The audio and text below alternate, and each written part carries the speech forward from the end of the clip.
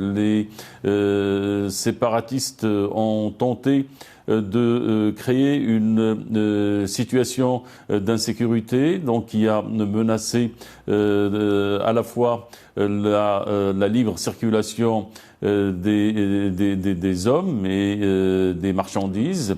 Ils ont cherché à imposer une réalité complètement donc contraire à la nature même de la zone tampon, et en défiant d'une manière donc criante les Nations Unies et la MINURSO. Il est clair que la communauté internationale, durant les 3 semaines qu'a duré cette tentative de blocage, avec bien sûr donc plusieurs manœuvres provocatrices.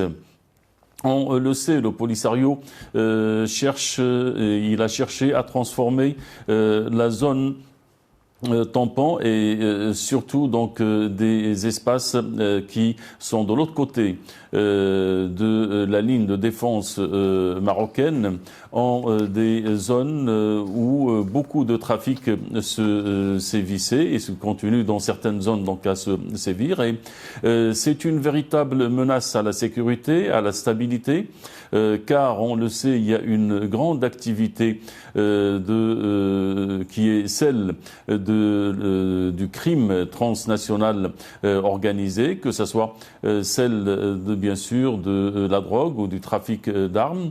Il y a aussi ce que certains éléments du Polisario offrent aux groupes terroristes qui, eux, bien sûr, trouvent certains parfois donc refuge dans certaines zones réservées par ces éléments. Donc c'est une véritable menace à la sécurité régionale et internationale. C'est une véritable aussi menace à